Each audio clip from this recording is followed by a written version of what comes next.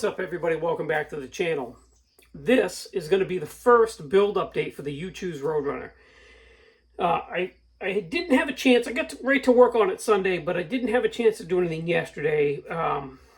But that's okay. I got a little bit of bench time this afternoon that I can invest, and I've got a fairly decent amount of stuff done so far.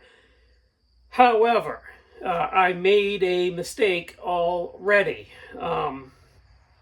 And this is my modeling fatal flaw. This is something that more often than not, I forget to take care of this, and I end up having to hide it somehow. So let me show you. Here is the chassis. Okay, we did some of the detail painting on that, right? We got the subframe painted, the fuel tank. These little lines right here, brake cables and brake lines and stuff. We painted those with this Tamiya brush, and I learned this from my good friend Frank. This is a Tamiya 87172 brush, and that sucker is tiny. You can't even really see it. There it is. So you're able to pick out the really small stuff with this brush. So that's how we did these lines here. But here's my fatal flaw. So I'm holding on to this thing and I'm painting the lines. I got my optivisor on and I don't know how I missed it because it's huge and in your face. The dang Revell stamping right there. I always forget that. I'm trying to think of what build it was that I just finished. The 55 Chevy. I had to make a piece of plastic to glue over that and then blend it into the chassis because I forgot to sand off those stupid... Like, why can't you guys... I mean, there's a whole bunch of it on this side. Why can't you just put all of it on this side? Why does it have... Why?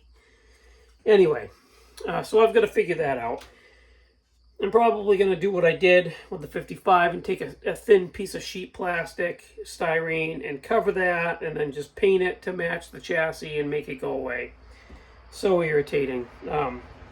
So we got the chassis going. We got this is the rear axle springs and exhaust combination. That started. I still got to weather the exhaust and, you know, that kind of stuff. But we started that. Left the tips because we're going to paint those with the Green Stuff World Chrome Metal. So we're going to give those a nice chrome tipped finish. Started to paint the engine. Got the engine painted with the as close to the right orange as I can get. Anyway, we started with that. I've got my distributor. We're going to use this Concord distributor, black cap, blue wires. We're going to use that. And I'm already throwing a curveball into this build. A lot of guys, it's supposed to be built out of the box, right? Well, I was digging through my drawers, not my drawers, but my drawers in the desk, and I found this set of wheels and tires out of the Monogram Buick. These are extras. I'm really struggling here. Those look pretty cool on there. I think they're a better looking tire. You know, it's just a mag wheel. It would be like a day 2 type deal. These are the taller and slightly wider than the front. I've got the full set. Yeah, that might happen.